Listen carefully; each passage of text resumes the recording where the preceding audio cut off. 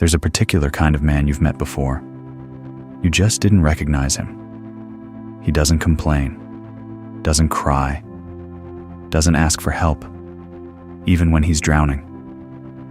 And if you asked him why, he wouldn't know how to answer. Because strength, for him, isn't a choice. It's a sentence. This is about the men who were never allowed to be weak, the ones who carried weight before they understood what weight meant, the boys who became fathers to their own fathers, the men who learned that survival meant silence and what that silence does to a human being.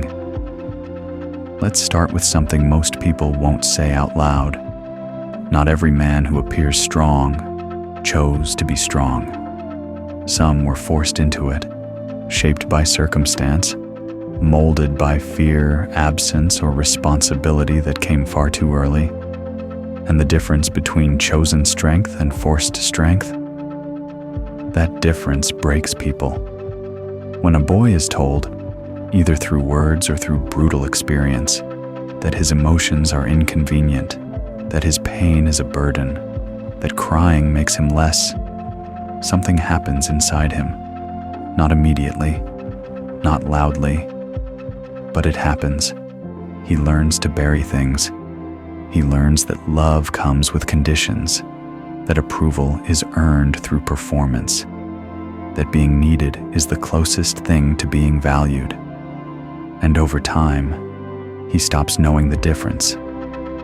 These men often grow up in homes where someone had to be the stable one. Maybe the father was absent. Maybe he was present but violent, unpredictable, dangerous. Maybe the mother was overwhelmed, fragile, drowning in her own pain. And this boy, this child, looked around and realized, no one's coming to save us. So he became the one who didn't need saving. He became the wall, the protector, the one who solved problems, carried weight, absorbed chaos without flinching, and everyone praised him for it. You're so mature for your age. You're the man of the house now. I don't know what I'd do without you. Those words, they sound like love, but they're chains. Because what no one tells a child when they give him that responsibility is that he's not supposed to have it. That it's going to cost him parts of himself he'll never get back. Here's the part that makes this truly dangerous. When you force a boy to be strong before he's ready, you don't just teach him to suppress emotion. You teach him that his value is conditional, that he's only worth something when he's useful, when he's solving, when he's carrying someone else's burden. So he learns to perform strength, even when he's empty. He develops what psychologists call compulsive self-reliance, the inability to ask for help, even when it's killing him. Not because he doesn't want to, because the wiring in his brain tells him that needing someone makes him defective. This man will work himself to exhaustion. He'll ignore his body when it breaks down. He'll smile through grief. He'll say, "I'm fine," when he's unraveling. Not because he's lying, because he genuinely doesn't know how to be anything else. And the people around him, they take advantage of it. Not always maliciously, sometimes unconsciously. Because when you're the strong one, people stop checking on you. They assume you're okay. They assume you'll always carry the weight. They lean and lean and lean, and you let them. Because somewhere deep down, you believe that if you stop being strong, you stop being loved. Let me tell you what happens to a man like this over decades. He builds walls so high, he forgets what it feels like to be seen. He becomes exceptional at reading others, at anticipating needs, at managing emotions, at keeping the peace. But he loses the ability to articulate his own pain. He becomes a fortress, and fortresses don't have doors. His relationships suffer, because intimacy requires vulnerability, and vulnerability feels like death to him. So he gives everything except himself. He provides, he protects, he solves, but he doesn't connect. And the women who love him, the friends who care, they sense it. They feel the distance. They try to reach him.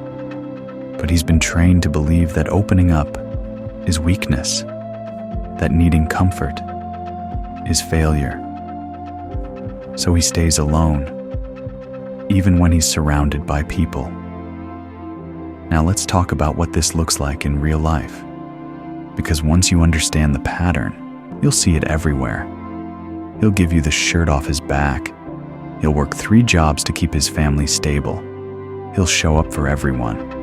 But if you try to do something for him, if you offer help, affection, care, he deflects, makes a joke, changes the subject, not because he doesn't appreciate it, because receiving feels dangerous.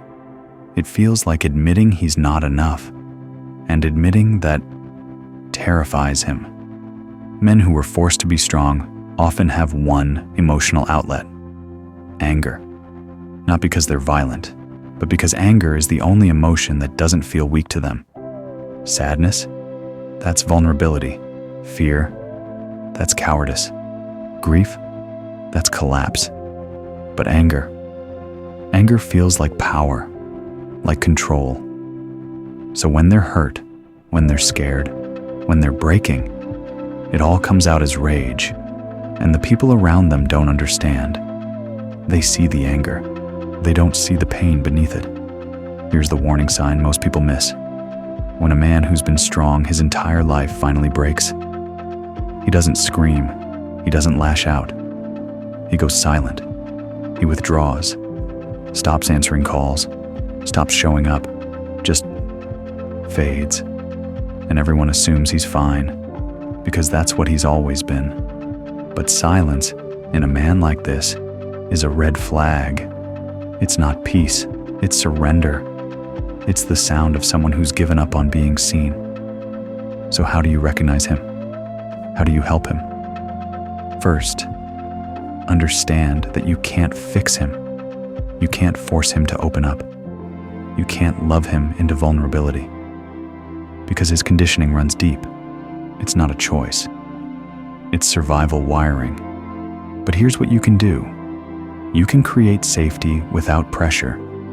You can sit with him in silence without demanding he explain himself.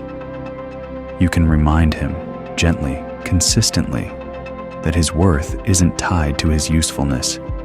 You can say, "I'm not here because you're strong. I'm here because you're you." And you can mean it.